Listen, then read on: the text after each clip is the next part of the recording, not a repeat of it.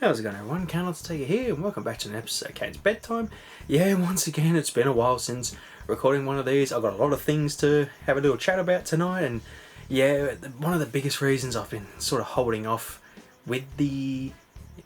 It's been mainly all recordings. My throat's still giving me a bit of grief. It's not as bad, but I don't know what it is or what's going on, but I think I get the feeling when I'm recording, I've noticed lately, now that I've sort of paying attention of what I'm doing, you know, I'm eliminating things. At one point I thought it was like the tap water I was drinking, even though we got a water filter. I noticed one of our filters sort of erupted, so all the bits fell to the bottom of the water, so I thought maybe that was the issue, but no, that wasn't it. I stopped drinking that and just followed on, stuck with bottled water, and it's not as dry anymore, it's just a bit swollen. And yeah, I thought, oh, what could it be? I noticed when I've been recording lately with my chair, I'm like this. Because, jeez, that made me jump. Oh, God. My title belt, my AEW title just fell off. Jeez, that was good timing. And then, psh. Anyway, as I was saying, because my TV is so high and my chair's there, I'm like this all the time. And I thought, that is probably one of the biggest problems. And yeah, just things have just been getting in the way, you know, in life, and I've just been really slack with exercise. It's just, I'm always thinking that at work it counts, but not really. So yeah, for the past week I've been getting back into my routine, and yeah, it's feeling a lot better. It's still a bit swollen, and I think it's just because of my tonsils, and I feel like it was because of the lockdown. We had to wear the masks, and I had to keep yelling for people to hear me, and I did read up that can you damage your voice and your throat, and they do say it takes about 6 to 8 weeks, and it's been about 6, and it is getting better. But I thought I'll try and hold off as much recording as I can, but I've been really sort of itching to record, and I think I've nailed it down to what it is, and hopefully eventually, yeah, I can get all healed up. But anyway, let's get to it. Lots of things to talk about. Tell you what, I've been watching a lot of X-Files. I watched about 12 episodes. I should probably add, just before we go on, with the Kayne's Bedtime, it was fun trying to get footage for the video, but I'm not going to stress about it anymore, because I find that I'm spending so much time looking for footage for the video. I mean, the recent Kayne's Bedtime was about an hour long, but it took me a whole day to edit it, because I was trying to find each section of a video to add over to the footage. So I'm not going to stress about that too much anymore.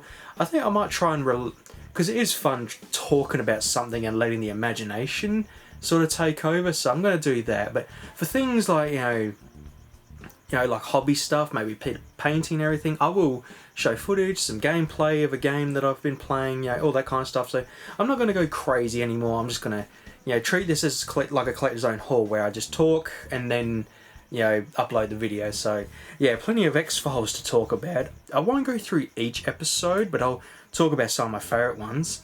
Oh, I'll tell you what, in the last video I mentioned about the X-Files, so many episodes I remembered watching. I reached the one with the... See, I got 2 episodes mixed in. I mentioned that I remember watching one where there was like a camouflaged figure running through the woods, and Mulder runs through an abandoned factory to chase it.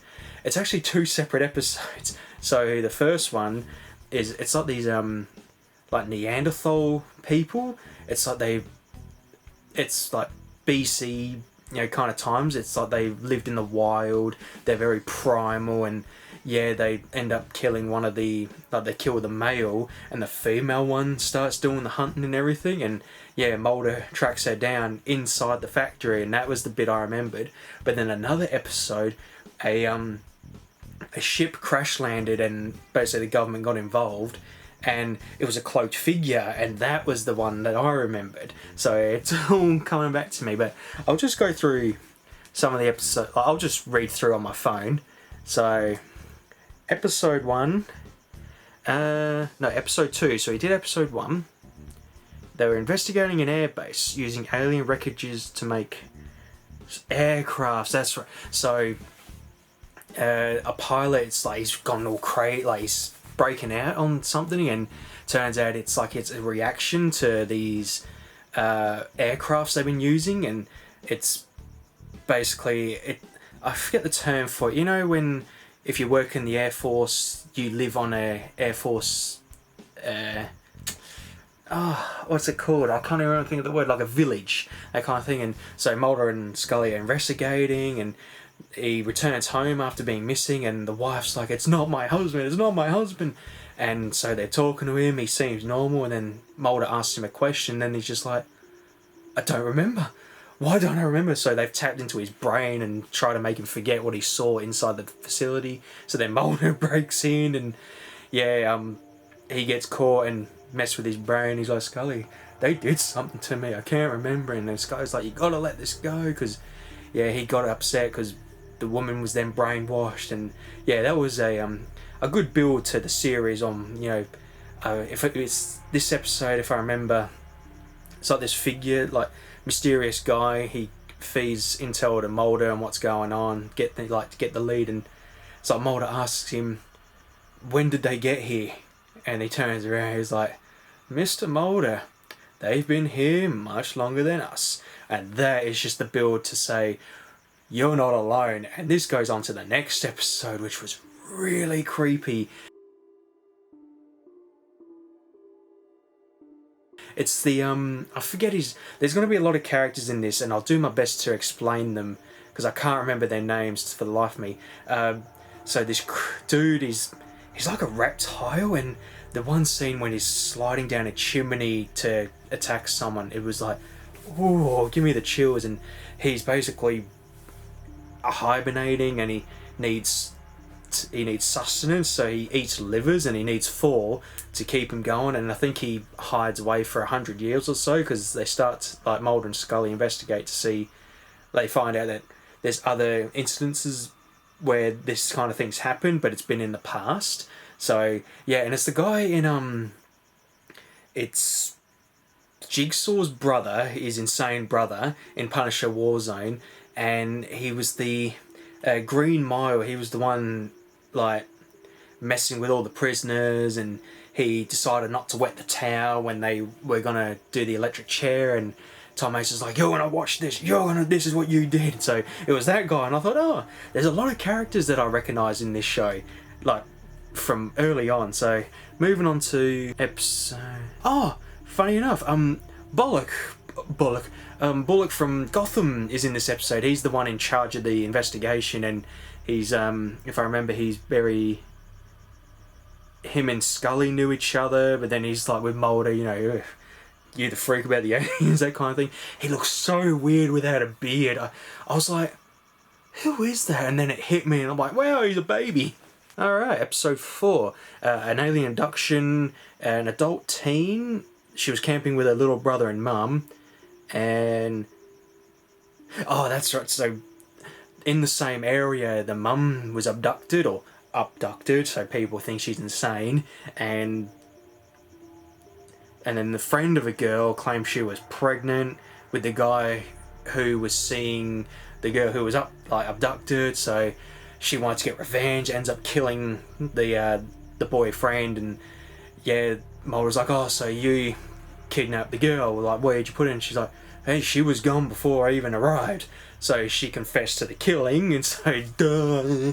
And if I remember, so she's, I think it's her sending signals to the brother, because he keeps writing all these notes down, and it's like, what does it mean? And the government are getting involved, and they managed to the girl who was abducted, she returns. So Ma was like, this is my chance, because I forgot to mention this in an episode. He mentions his sister was abducted, and this is why he's doing what he's doing now, is he wants to hopefully find her one day, because it was when he was 8 years old she was abducted, and so he thought, this is my chance to get some information. And the mum ends up sort of not trusting him anymore because of the government getting involved and taking them away, so he misses his chance to really talk about it, and it's the first time we kind of see him break down over it. So that was a good episode to build the character of Mulder, and even Scully had a bit of a good build up, because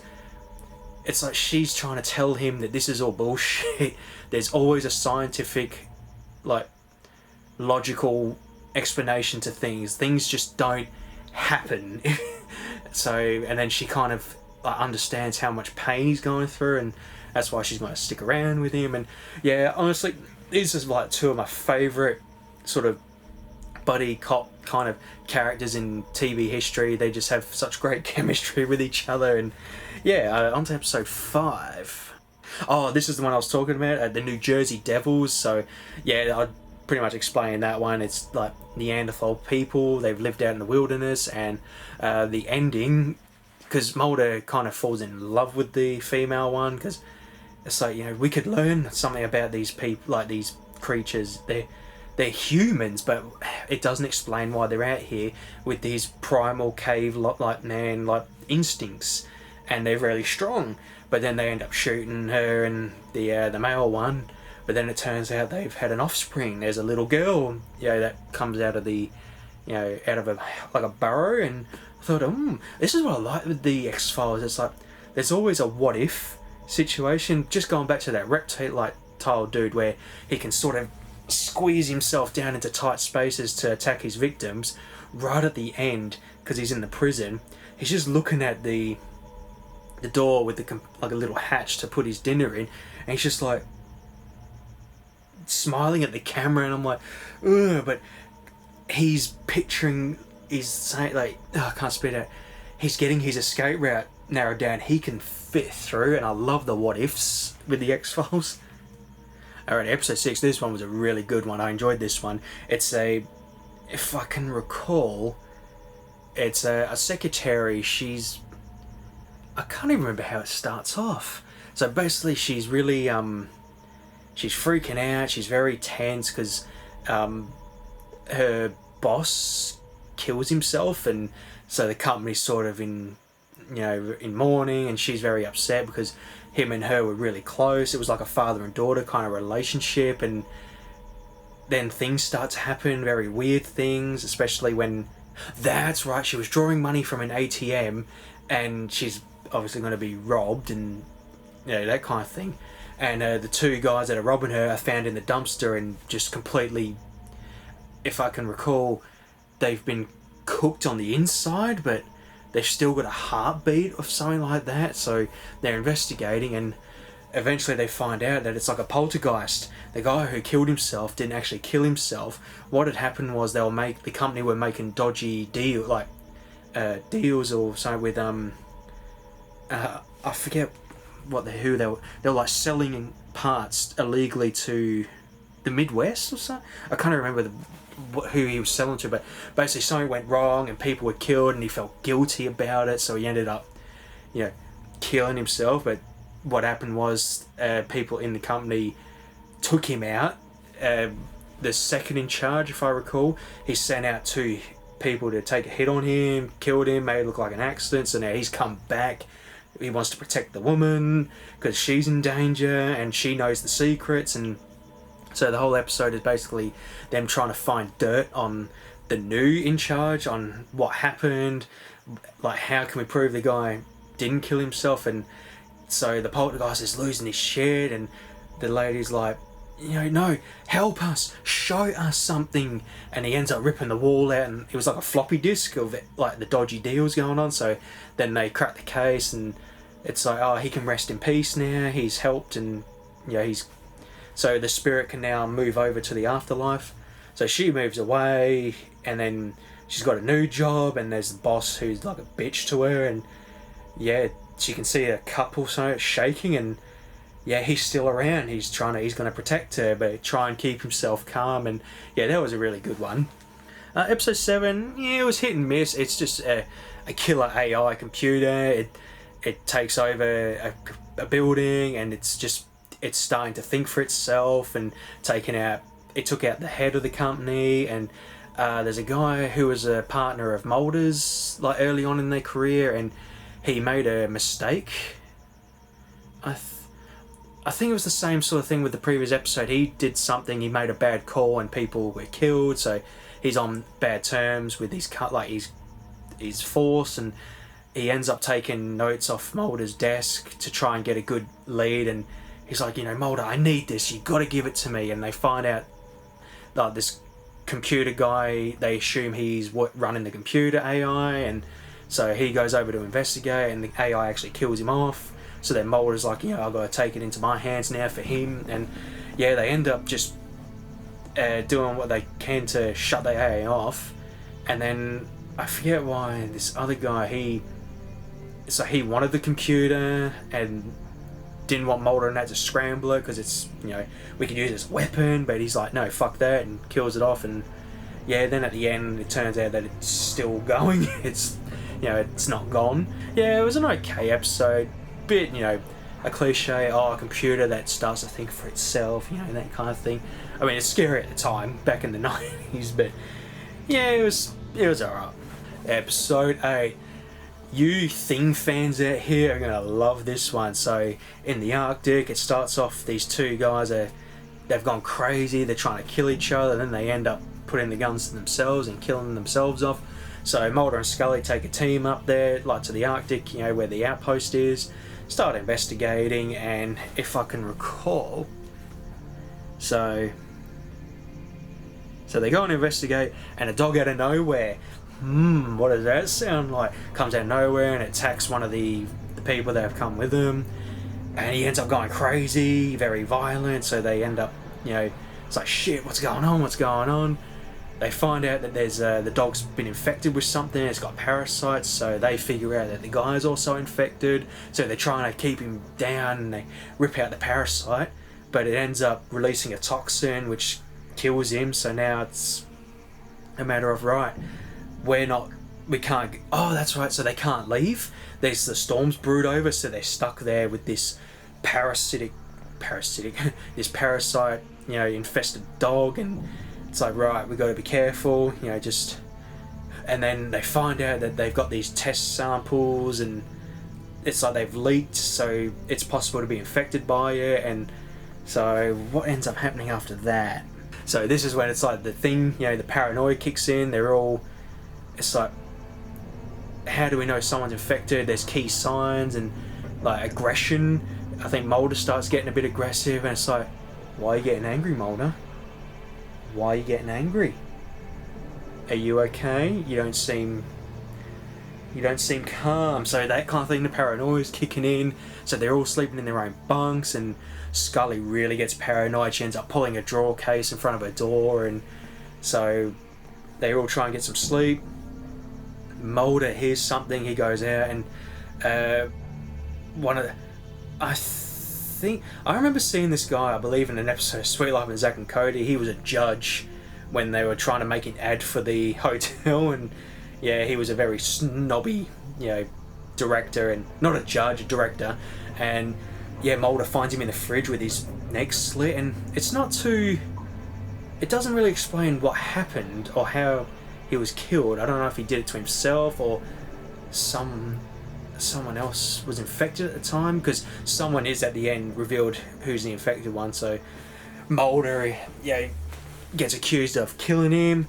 You did it, we knew it was you the whole time. So he gets locked away, and Scully's like, we can't just kill him, we gotta find a cure. So she ends up finding out that two parasites inside a host fight each other. It's not like a thing where there's multiple parasites in one host feeding off it. There's only one, and if one enters, it fights to the death, and they both end up killing each other. So Scully figures out, right, we got something. So I think they try it with the dog first, and it ends up being okay. The two parasites kill each other, it passes its stool, and the worms are in, or the parasites are in there. So they figured it out, right, this is it, we can solve this. So they go on. So Scully has to talk to Mulder and convince him, because she doesn't know if it's him. You got to help me out, Mulder. Let us do this. But they're not gonna. I don't think they're gonna tell him. So gets him out. Suddenly, the other two scientists turn on him. They push Scully in the locker, and I didn't get it at first. I'm like, oh, they're both infected. No, what it was, Scully was trying to prevent them from possibly killing Mulder, because they don't know if he's infected, which is the key point, and I missed it. I completely forgot. He's not infected. He hasn't got a parasite, but the other two think he does. So they're going to put this one in. So hopefully, fights each other. But at the same time, Scully was fighting them. We could possibly infect him without knowing. That kind of thing. Then I realised, oh shit. So that's why. But then the female scientist, turns out she was the one infected all the whole time, and she killed off what's his name, and it hit me not then and there. So then they're all having a scuffle, it's her, you gotta believe me, it's her, and they end up getting the parasite in her, and everything's okay, and yeah, the episode ends there. I can't remember what was the what if. Oh, the government burned the place down, so there's no evidence, so Mo was like, fuck. But that was a really good episode. I love that one. I love the thing, so it's definitely for me.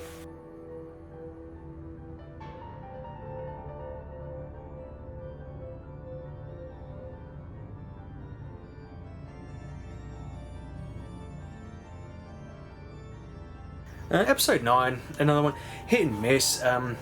It's like a space program, and they're trying to do a ship, man, and the head of the flight, he's possessed by a ghost in space and trying to sabotage the ship, and the ship ends up being trapped in space with no oxygen. They're running out, and the wife of one of the astronauts is up there and trying everything they can to try and help them, and they get back to Earth safely, but they find out, the head of the program is possessed, and he's put into a hospital, but he ends up taking himself out because he wants to get rid of the possession, and hopefully no one else gets caught. And yeah, it was okay, but yeah, not a really good one. Right, episode 10 was the one I was talking about with the cloaked figure. The spacecraft crash landed, and government's involved. They're trying to clear up the area, and they're claiming it's a toxic spill, but really it isn't. So Mulder's trying to find out any information, and then there's a guy who's into the whole aliens out there, and he's a big fan of Mulder, so he wants to help him. And then it sort of took a weird turn where he suffers from seizures and all that stuff, but then when Mulder's investigating, he's got this weird thing in his head, and turns out a few other people had the same thing, and they're all claiming they were abducted. And yeah, for some reason this cloaked figure, I mean, it took out a lot of soldiers, and its attack was that everyone was like radioactive burns, and it's like, how the hell does this happen? Geez, what is this thing? And it ends up taking the guy who had the thing in his ear, and they end up getting abducted. It's like the ship comes back and takes them away. So yeah, that episode, I just didn't quite understand what was going on exactly, why. I don't know if there's like an episode later on that explains it a bit more, but yeah, that was a bit of a trippy one, that one. Episode 11, this one was okay. It took me a while to get what was going on. So two men, they die, they've had their necks bare, and their blood has been drained, and there's a girl traumatized. Oh, daddy's wanted to be alone, and yeah, they find that he's died from really weird force, don't know how it's happened. And then they learn that another case like this happened miles away at the same time. So Mulder's like, aliens, and then they find out that the little girl who was traumatized, there's an exact double at the same home where the other man was killed. And I was like, what the hell, this is creepy. So then we find out that there were these experiments in Russia with trying to modify what's the term, the genome strand, or trying to make humans superhuman, intelligent, strong. And there was a load of boys and girls, and they all they're practically oop, need a drink. That's better. So all the men on that side, I think they all committed suicide. They all went insane, but the girls all lived on. But then we find out that I can't remember, I'm trying to get the words. So those experiments then made more experiments, so that's when these two girls come into the picture, and I think there was a few more. So the originals were trying to round up all the new ones and basically create a not an army, but you know, like a group. And so the two little girls are taken, supposedly kidnapped, but they find out, you know, what was really going on. They end up poisoning one of the original experiments, and so Mulder and Scully are trying to figure out what's going on. They find one of the originals in an insane asylum, and she's gone all crazy, trying to harm herself, and so they find out about the little girls, and they assume that she killed herself in hopes to try and kill the other two, but then they claim, oh, we escaped. Excuse me, Emma. But, you know, no, they killed her, so now they're trying to kill off Mulder and Scully by poisoning their drinks. Mulder discovers it, and yeah, there's a bit of a chase going on, and they finally catch the two girls, and yeah, they get locked away with the other, I think they're called the Evie experiments. I think Eve, Adam and Eve. That's it. So the boys were Adam, the girls were Eve, and they were all, you know, that was their code names. And then at the end, another woman comes in and starts talking to him. It's another original Eve. So it's like, oh shit, you know, what's going on here? And yeah, that one, it was a good episode, but once again, it's like trying to follow along, like what exactly happened again, you know, why has this happened, you know, that kind of thing. Alright, last episode, episode 12. I'm going to try and get back into doing this a weekly thing rather than like waiting a month. I mean, I'm actually doing alright, you know, my throat's alright. I think it's getting better, which is a good sign. But yeah, episode 12, this is a really good one. I like this one. It's a pyrokinetic. You can control fire as long as there's a fuel source. But what was really, you know, it was like a case of like a serial killer. His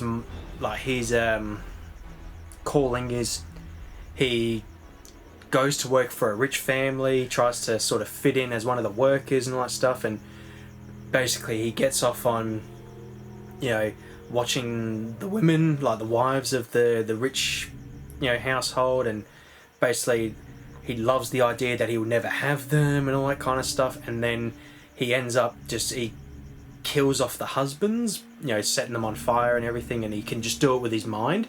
And this episode was really good because we learn Mulder's afraid of fire, so this whole episode he's trying to encounter, like, beat his fear and his phobia, and like fighting the guy who can control fire. And he has a partner with him that he used to have a partner before, and he's hooked up with her at one point.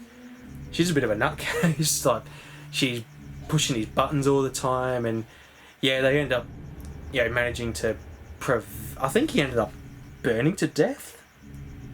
Yeah, he ended up catching on fire, and he could somehow heal himself, I remember. So yeah, that was a really, really good episode, that one. Okie dokie, I played some Pokemon Let's Go Eevee.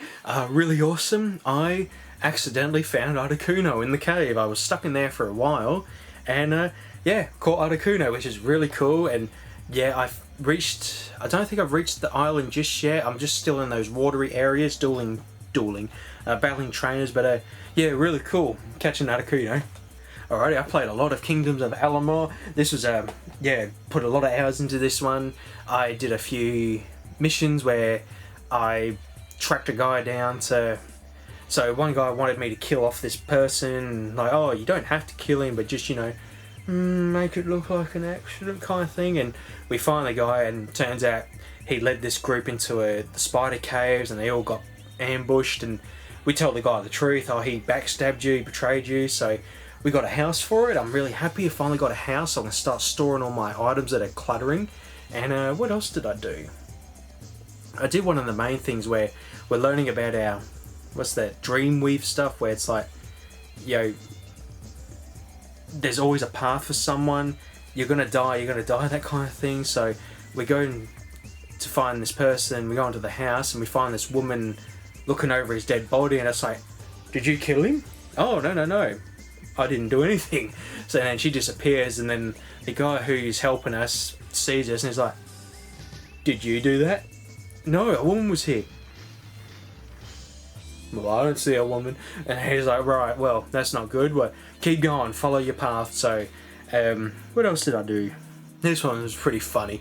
So I find a guy, and he starts talking like he's not himself. It's like he keeps saying, oh, I'm not him, and you know, this isn't my body. And I'm like, yo, what's going on here? And turns out he fell on a dead body, and he drank a potion, and he turned into the body of the guy, and it's like he's him now, and he's starting to lose track of his mind or something. We got to end up making him a potion, but I thought that was pretty funny. And what else? Oh yeah, so Fate, we do the mission, and then he's like, right, there's the troll, let it happen. We end up killing the troll. He's like, that's not supposed to happen. You're supposed to die. What are you? And it turns out we're the most powerful being in the universe. We can decide people's fates and all that stuff. And it's like, you know, cool. And we find the so we're being hunted now. It's like, because we're this powerful being, there's all these people. It's like, no, we can't let that happen. We got to stop him before he does anything. So they're trying to kill me. And the woman we met before rocks up, and she's like, I'm here to help you. I'm telling you, I'm here to help you, so follow me if you want to leave, kind of thing. And yeah, that was a really good mission. And there was something else that I did.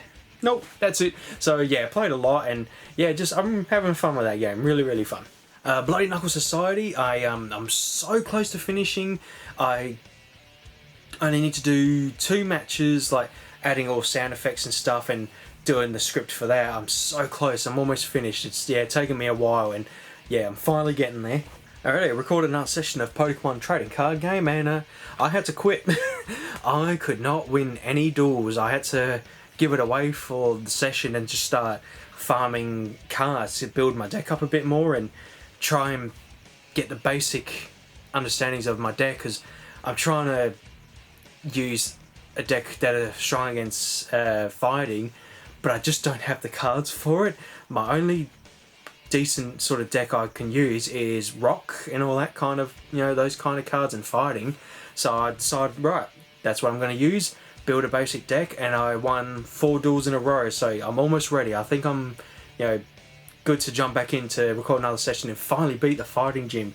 So yeah, I was like, damn it, I've got to give it away, I just can't win. Alright, I did a couple of game easies. I did, can't remember her name, Arai and The Secret of the Seasons. This is a really fun, charming little game, this one. I did about an hour of it, and yeah, really, really good. It's I can't even explain how it happens. So the seasons are important, and certain, like, there's people in charge of controlling the seasons, and we at one point can control winter. So wherever we so we're in a platforming area and we need to get across a river. Well, use my power to turn this section into winter, and I can run across the ice. It's really, really fun, really good. And I did AI the Summoning Files. Just picked this up, and I actually want to do a playthrough on it now. It's really good. I enjoyed the hour that it. Ooh, bit of a tickle. Yeah, just thought I'd play for Game Easy, and I enjoy it that much. I want to do a playthrough on it. We're just it's like a detective story. Are you gonna shut off at any point? Anyway, what was I saying? So we're investigating a murder, and I just love the characters so much. So yeah, hopefully I'm gonna jump into it to do a full run of it. Alright, I'm back. I had to shut the laptop. It kept distracting me. I'm trying to talk, and it's like looking at it, and yeah, I've just popped in a cough lolly. Yeah, I think I'm getting there. I think it's just, like I said, maybe I've just damaged my tonsils or something like that, and they're just swelling up just because of the weather, and yeah, very dry. So I've just popped in a lolly just to keep it sort of, fresh. Where was I? I played a lot of Cyberpunk 2077. I am just having a really good time with this game. I've done a couple of big story missions. I did the Takamura missions, where we're going to invade this parade and try and talk to this girl, I think the daughter of the guy who was murdered in the building, so that's a fun mission. We completed the River story, like the River, I think just River, I can't remember his last name, but we're trying to find his brother. He's we found out that there was a serial killer kind of guy going on, and managed to track his factory down and other victims. So all happy days for the family. We found him, and yeah, we were like best buddies at the end of it. And what else did I do? Something else that I did. Oh, this really caught me by surprise so much it like my throat sank. I just so doing a few things with Judy. I think in the last video I talked about, we found Evelyn, I think. No, in this one, right. So we found Evelyn and she's in a right mess. She's just, the things that these people did to her just traumatized her. She was not talking to anyone. It's like she was just gone. So we take her home and Judy's looking after her and all that, you know, trying to help her get back on her feet, that kind of thing. And get the phone call and Judy's like, oh, you need to get here quick, please V, you gotta get here quick, something's happened. So I let it off for a while because I was in the middle, I believe, with River, like doing his missions, and Panam, if I remember that's her name. We're doing a few missions with her, if I remember. And so I kind of just forgot, really, and as I was doing like some side stuff, I was like, what do I want to do? And I saw the Judy one, I'm like, oh, I'll just go see how she's doing, see how Evelyn is, because I felt really bad for Evelyn, you know, at the end, like God, what happened with her was so horrible. When I walked into that apartment and walked into the bathroom with Judy in tears, I was just like, Evelyn took her life and she slit her wrist, but it just caught me off because I'd completely forgotten about the mission. I wasn't sort of on edge about it. I just thought, oh, she just needs to see me, and for the rest of the session, it just really, like, it wasn't like a sour taste, but it was like, it sort of shocked me.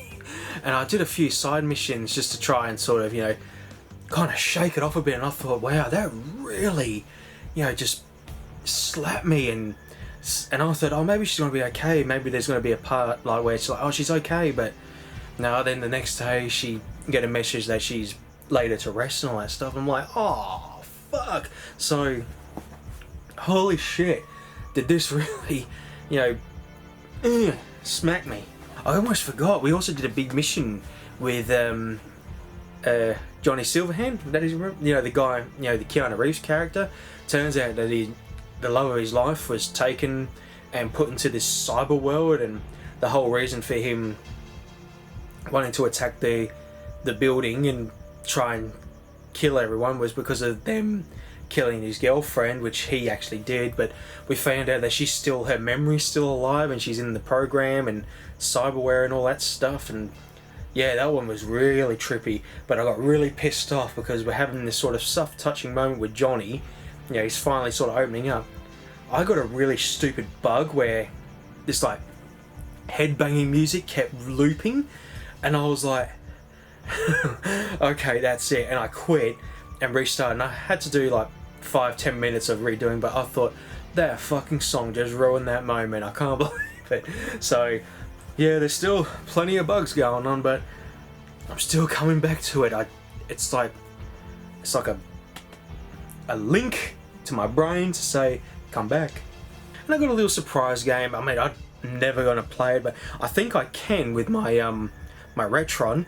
I picked up a copy of Metal Max, the first ever Metal Max game in the series. Full in box, not a bad condition.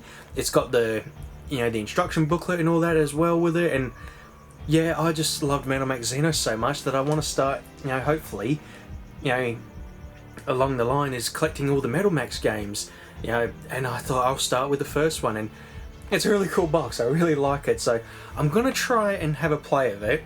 I mean, there's no English subtitles. It's, you know, most of these games were only in Japan. Unfortunately, it's such a, you know, unfortunate thing. Yeah, maybe one day the creators will release like a PS5 or Xbox One, whatever, next gen console collection with all the games. It'd be really cool if they did. And it's just one game that I, you know, want to collect for.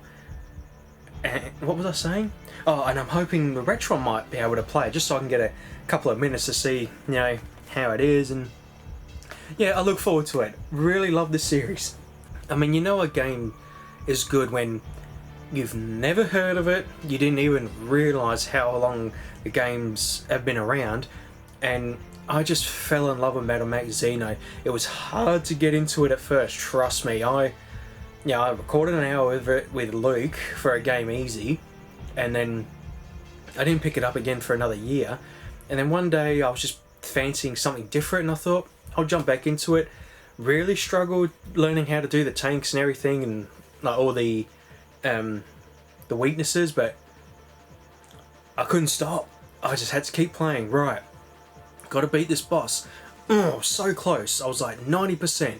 Right, I need this cannon, I need these bits and these parts, I've got to farm, you know, these tanks to like kill them and get their parts, and such a fun game, and I'm looking forward to the second game. I don't know when it's going to get an English release, but can't wait. Oh dear. Right, I'm just going to make this like in one clump, like bit of gaming updates for me. Me and Luke decided we're gonna, because we haven't got any of the, you know, we haven't got a next gen console yet. We always wait. It's like a, you know, tradition for us. We never buy a console on release day. I can't even remember if we ever, you know, we ever did. I mean, if we ever bought a console, it was like a pre-order, you know, so like the PSP, but then a year later the PSP Cross-Core Edition come out, then we pre-ordered that one. But from what I can remember, we never bought a day one console, and yeah, we've always been like that. And me and Luke decided we're gonna go with the new Xbox. I can't remember the name, the Xbox Series, Xbox One something, Xbox Series X I think it was called. Jeez, Microsoft, you're killing me here. But yeah, I'm always been Sony. Love the PlayStation 1. It is my all-time favourite gaming console. PS2 even better because we could play PS1 games on there. PS3, love the hell out of that console. I played so much on there, and yeah, just one of my favourites. PS4 just wasn't impressed. I just don't like the fact that, I know I'm going to sound like a broken record and I'm going to sound like I'm old. Why can't I play my old games on it? There is no excuse. Alright, there is an excuse. Trying to get the licenses and, you know, emulation and all that stuff, but this is why I'm moving towards an Xbox. Look at the category of games I can play on it. I've got all my Xbox games here that I can play. I mean, not all of them, don't get me wrong, can't play all of them, but looking at the Game Pass, all these awesome games on there that I can play, it's no, you know, no thought about it. It's a better console for me. It's what I, you know, would find better, you know, spending my money on. And I just don't like the attitude of Sony when it comes to older games. I'll always go back to this one, and I promise I will try to never talk about it again, because like I said, it sounded like a broken record. You know, one of the creators or the heads of it went to a gaming convention or something like that, and they saw people playing a PS1, and his comments were, I just don't get it. Why are people playing old games? Why are they playing? It's just ridiculous. And it's like, hang on a minute, mate. Without those old games, and I think the people playing Gran Turismo, one of the top selling games of the PS1, without those games you wouldn't have a PS4 right now. You know, what a bullshit thing to say. And then I think later on he kind of retracted his statement. Oh yeah, we're going to start doing that now, we're going to start bringing in, you know, the older games generation. But it's like, I'm yours, mate. What a snobby cunt you are. And I always do this argument. You know, I guarantee he and people in that same mindset have year-old bottles of wine because they say it tastes better. Well, mate, why don't you just go buy a $10 cheap bottle of wine and drink it? It'll taste the same to me. So that's where my set is. Sorry, I'm a bit of a prick there, but it really pissed me off, that comment. You know, I don't care about this whole, you know, that's the past. We're in the future now. Well, I've got the games here. Why can't I play them? I'm not going to buy a PS5, am I, if I can't play them? I'm going to buy an Xbox and play the Xbox games that I got. So that's where I'm going with that at the moment. I'm very happy and set on the Xbox Series X, or whatever it's bloody called. I'm just going to call it the Xbox. That kind of thing. And PS5, I'm not even considering it. Like, in like 10 years. If they release it tomorrow, I tell you what, I'll say this. If tomorrow they say, hey everyone, we are going to do this, you can now play your old games, right, PS5. But until then, any other gaming news? Oddworld has finally got a release date. What is it? Soulstorm or something like that. I am looking forward to it. Got my pre-order down. I got the collector's edition. I had to get the collector's edition. It just looks really awesome. And it's not every day we get an Oddworld game. Abe is back. I'm really excited to play again. I really need to get New and Tasty. I haven't gone through it yet. I think I got it on the PSN store with my PS Plus, but I think they took it back. It was like a free download for the month. But geez, I'm burpy tonight. But looking forward to the new one, can't wait. I also put an order down for Resident Evil 5. I was gonna wait until I get the new Xbox and get it for Xbox, but I just got it for PS4 so I can play it, so I don't have to worry about spoilers and all that shit. I didn't worry about the Collector's Edition. I got the Resident Evil 3 Collector's Edition, and I'm gonna be honest, I wasn't really impressed with it.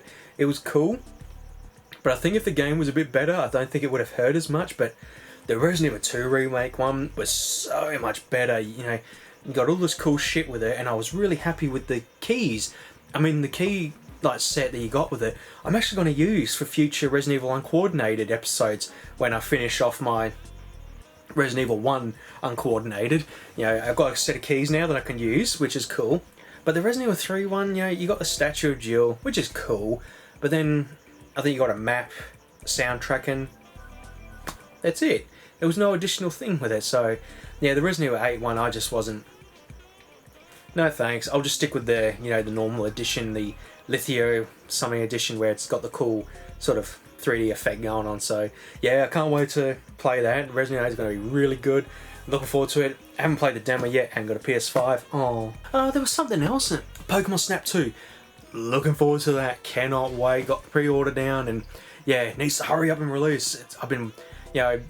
It's not so long ago I did a playthrough of Pokemon Snap and just had such a blast replaying that, and yeah, we finally got another game. Right, that's it for the video game section. I think I'll do this now because technically he's from a video game. My Sub-Zero figure. Now you're probably wondering, you know, what version of Sub-Zero is that? Custom. I really want to. I kind of delayed there. A classic Sub-Zero figure. I don't have anything Mortal Kombat. I do have Sub-Zero figures, but I've got the big, like, Sub-Zero from MKX, and then I got a little one of MK9 Sub-Zero, which is so tiny, and the MKX one was like that big, but yeah, it just never really liked the MKX attire, and just wanted a classic Sub-Zero, and I wanted the one from Storm Collectibles, but oh, they are expensive, so I thought to myself, I've got another little fun project to do. I bought so this is from McFarlane's. This is McFarlane's version of Sub-Zero. It's the green version. Paid $40 for it, or maybe 50 plus shipping, and I just painted him. I got some paints. You know, I do love painting. The Resident Evil 2 board game miniatures, I always, you know, when I have free time, do a bit of painting, and I thought, fuck it, I can do it. I'll make my own custom-made Sub-Zero, and he's almost finished. I just need to, because his skin's quite tan on this figure, and I thought, well, Sub-Zero is always quite pale, you know, because he got freezing abilities, you know, that kind of thing. So yeah, I was just experimenting which colours to use, and I think I'm happy with them. So I just got to get back into it. But apart from a little bit of messy splodges, it looks really cool. I'm very happy, and yeah, I always like the light blue classic Sub-Zero, and I was going to get really technical and do like the cool little stripy effects there, but I thought, nah, I'm okay with that. He looks good. Yeah, I chopped away the little headpiece flat back on the back, so it looks like his classic costume. So yeah, really awesome. Really happy how he's turning out, and almost finished. I almost forgot because I couldn't find the box to sort of show. I finally started a run of WWE SmackDown. Shut your mouth. It was about 2 years ago that I did the whole story mode of Just Bring It, and I've only just now recently finished editing it and uploading it to YouTube. So I thought, right, time for my next WWE game, and I was going to do either WrestleMania 2000 or No Mercy, just going through the story mode of that, but I think me and Luke's N64's on the end of its life, because whenever I tried to record it, the cartridge would you know, it would just like disconnect, like blank screen, so reset. So I might have to, I'm waiting for the Retron to release the N64, but I don't think that's ever going to happen at this point, or that's at this rate. So that was pushed to the side, and I thought, shut your mouth, it is then. And yeah, I spent about 5 hours the other night doing some warm-up matches, creating my characters to put through the story mode, and then the night before that, I did a couple of hours, or about an hour and 30 minutes, and oh, that game is so good. I mean, going from just bring it to shut your mouth, it's a whole new world. It's like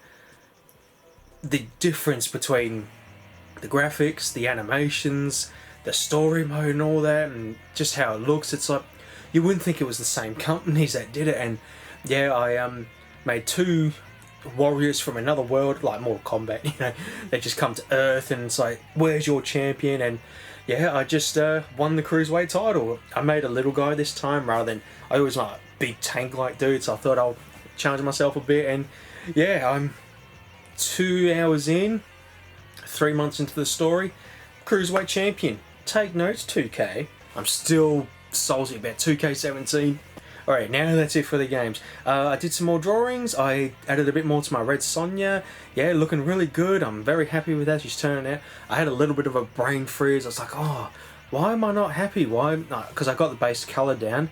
And then I thought, I might change one section to like sort of, you know, just really like black ink, you know, just like really rough. And I'm like, that's what I like. Done. So very happy with how she's turning out.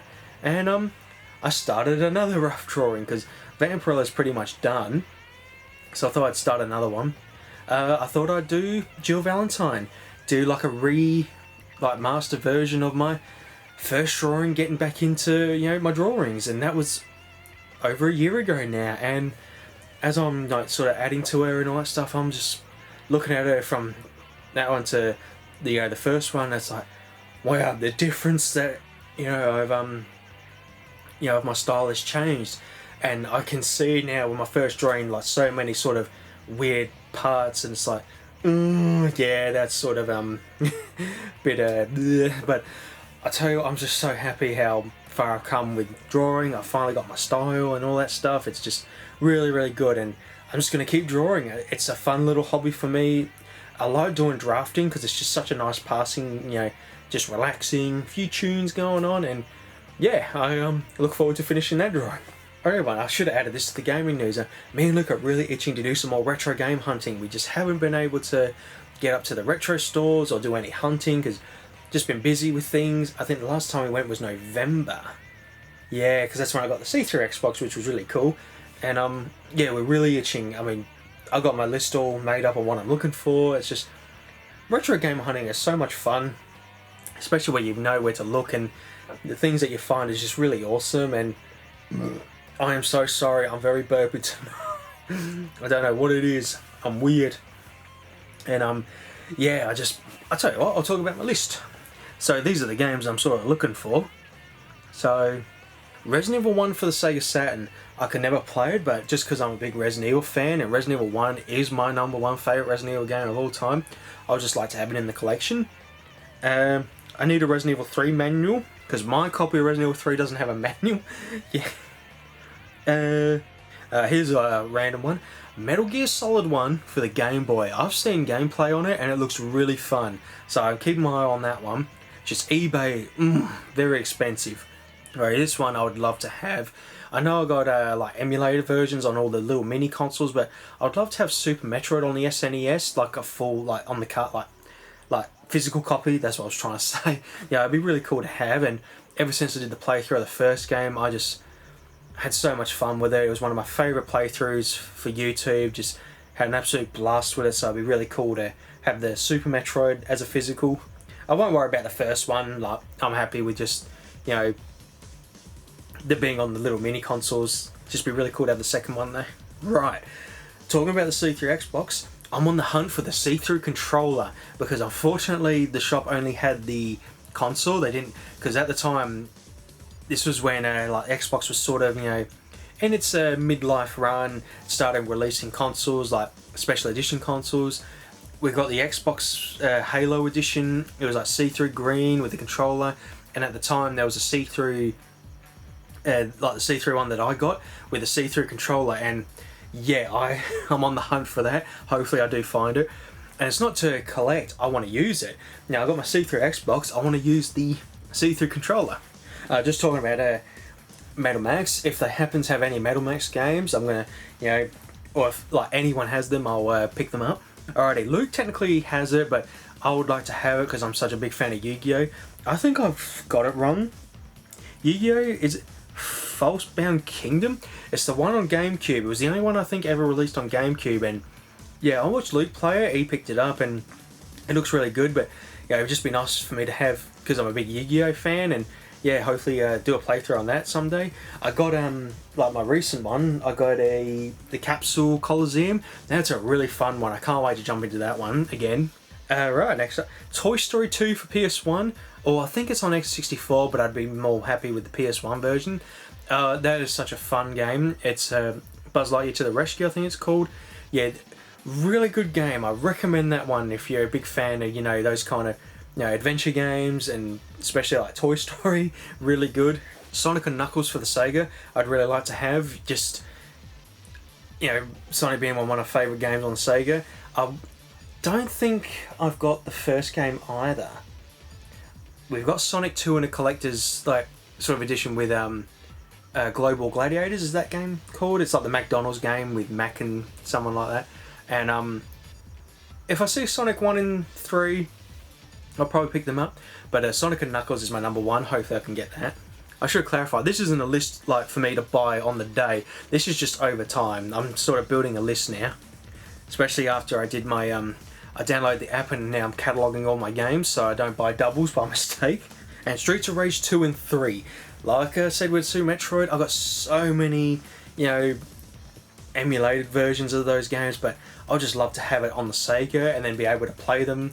You know, I know it's emulation in the end, but just to have the cartridge. I mean, just bringing up Toy Story, when I did the playthrough on that, I actually bought, I don't think you're going to see it, unfortunately, I bought a physical copy of the game to hype myself up for it and to really have that authentic feeling. And yeah, that's what I hope for Streets of Rage 2 and 3. And that's it for my list for now. It's going to build up over time, especially if I, you know, find more games. But yeah, I'm very excited. But yeah, it's probably not going to happen for another month or two. But yeah, I'm just, when it happens, me and Luke are going to write all these stores down and just go through them all throughout the whole day. Can't wait.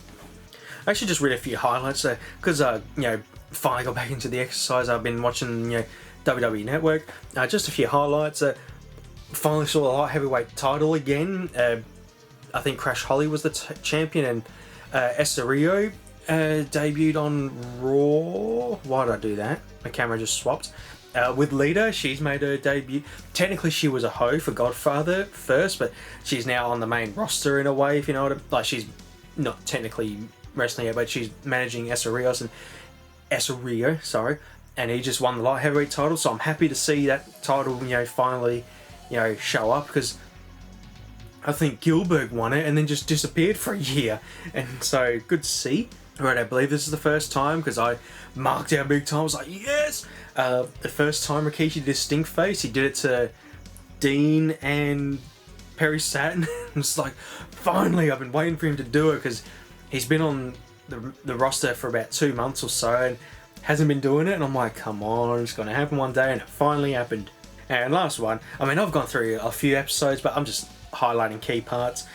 This one was really funny. There was a main event, Kane versus Triple H and Big Show, and Cactus Jack come to the rescue to help him out, and he's just running down the ramp, and Tori at the time, the night before, she got tombstoned by Kane, so she's wearing a neck brace. So she's like, oh, where is he? Where is he? Cactus Jack is just running down, and then just bumps her out the way, and I'm just like, fucking suck it, bitch. That's what you get for betraying Kane. Alright, because I did the WWE Network, I thought I'd write this down, because Kane is my all-time favourite wrestler of all time. He is inducted into the Hall of Fame, or soon to be, when WrestleMania happens, and yeah, just really happy for him. He deserves all the respect and that he deserves, you know, and what's the term? The accolades, you know, just his time in WWE and his wrestling career. He's done so much. Bear in mind, a few bad ones, Katie Vick, but yeah, so good to see, and you know, really awesome. And it's also really sad because now it's like, it's sort of the end, really. You know, no more Kane, no more Undertaker. It's just, yeah, God, those were my favourite times. Kane just absolutely kicking ass. Alrighty, we're almost there. We're onto the book side now. I've done a bit of reading. I read some more Jurassic Park. Almost finished. Almost there. If I can remember, we're following Grant down the stream and the kids, and they get attacked by the pterodactyls. They go through the aviary, and it's like they're trying to attack, like get them, and it's like oh shit. And what else happened? I think the T-Rex was. There was two Dilophosauruses and they were feasting, but then a T-Rex, you know, was distracting them, so then they got through. Oh yeah, Grant almost, I think the Rex comes storming out of the trees and almost gets Grant, so that was like, ooh shit. Alrighty, Hack and Slash Omnibus number 2, completed, all finished. The one with Reanimator, that was such a fun section of the book. I really enjoyed that one. They bring her mum back, and it's like, oh my god, you did it! You brought her back, and she's, you know, she's not comfy. Some shirt's right up, but she goes crazy. Unfortunately, she gets really jealous of him, like the dad, and so, oh, do you think she's attractive? Oh, you think she's attractive? And she just ends up going crazy and going back to her roots where she was just becoming the killer again. So Cassie has to take her out, but then her dad gets attacked and he's stabbed, and what's his name? Reanimator says, oh look, I got one more vial left. It's up to you. It's your call. And Cassie's like, no. And lets them rest in peace, and yeah, that wraps up for that book. And I got number 3 over there, you know, ready to start. Oh, I forgot about this bit. So the mother, she was with what's his name, and it's like, oh, experiments, but he ends up falling in love with her and then falls pregnant, and that's how Cassie Hanger's born. Alrighty, finally started Rising Shoot Hero Volume 4. I see, because I forgot about what happened in number 3, but yeah, they were fighting a zombie dragon, and the hero's trying to protect the, I forgot her name now, you know, his servant, you know, this girl, and it's, if I can recall, so I've got some notes. So he's trying to fight it, and it's like he summons a flame and it goes down, and he's like, oh, I did it, but turns out it wasn't him. I completely forgot about his other sort of, you know, tag along. She's like a chicken. She turns into like a big plumpy chicken as her power. She got eaten in the previous volume, but then she started eating it from the inside, eating its heart and its guts and everything, and ends up killing it, which was like, oh my god, I forgot about that. And what else? After, so they all heal up and the hero laughs, and the two are happy, and see, because he's kind of like whatever, after he was accused of raping this other warrior, which she lied, and he's been very bitter, but I think now he's sort of opening up now, you know, we need each other, we're going to protect this world, and he finally sort of loosens up a bit. I mean, who can fucking blame him? Alright, I read one section of the Red Sonja Worlds Away Volume 1. It was really funny. She finds her way to a bar, and it's like, who's this lady, huh? Oh, she thinks she can just walk in and, you know, own the place, and ends up kicking a guy's ass with arm wrestling, and just starts drinking a shit ton of beer and racks up like $100 bill for the copper who's looking for her, and it's like, oh, it's on you, buddy. And it's like, it was just really funny. At first she was like not welcome, and then she just, you know, she in the turn became one of the boys. You know, they were all like, hey, I think a couple of people looking for her come out. It's like, you're not taking Sonja, not on our watch. So yeah, really fun, that one. Alright, I almost ended and I completely forgot, because I thought I'd save this to last and then I don't have to, you know, worry about going back and forth with notes. Pokemon Go finally got Mew and completed the Kanto Pokédex. I am so happy that I did it. This was the one thing I was so paranoid about. You know, I don't care about any other Pokédex. I just want to complete, you know, the 151, you know, have that done, and then focus and just play the game, you know, not sort of, oh, I've got to get to this event because there's a Pokemon in the 151 that I haven't got yet. So all set now. just happy to like chill along now and just do some battles with Team Rocket. We did a load of events. I mean, from this video, I've done a lot since the last episode, which I didn't have near yet. So I also have there was an event for Metagross. Got a shiny of him now, or her, can't tell there is no gender. So yeah, that was a fun, weekend or a fun day, I think, trying to, get all the Metagrosses and all the evolutions. But the week just recently, me and Luke just, we're down the park and then, at home, because of the raid passes, you can do premium ones to battle all these raids.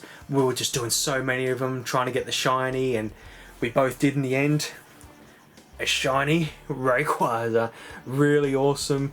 Yeah, we were pissed at first because we went down the park and did 2, and the first one ran away, and then I managed to get the second one, but it put up such a fight. Then at home, a bit later on, I was just editing some videos. I thought I'll just jump into another raid, see how I go, and the shiny popped up, and I was like,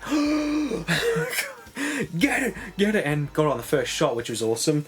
So yeah, done a lot of Pokemon or Pokemoning, just a lot of events, keeping on track. I really like the, oh, there's a coughing, give me a minute. Coughing, get in the ball. You little bastard. Get in the ball, the fucking gotta catch 'em audacity of you. I caught 100 of you, get in the fucking Pokeball. Anyway, as I was saying, what I really like what they've done now, the weekly events. I like the weekly events and the battles with Team Rocket. They've finally giving us something to do instead of just catching Pokemon all the time, doing all that stuff. I mean, I know the events they catch Pokemon, but I just like having a challenge now, so I don't feel like I'm doing nothing all the time. I mean, I've stuck with the game since it was after our mate's wedding, and we're starting to walk down the beach again. I just fancy playing Pokemon Go again, and got the 151, got a load of shinies, and yeah, doing all the challenges. What did I do just recently? I'll just go through my Pokemon just to show what I got. Actually, I'll go through the challenges that I need to do.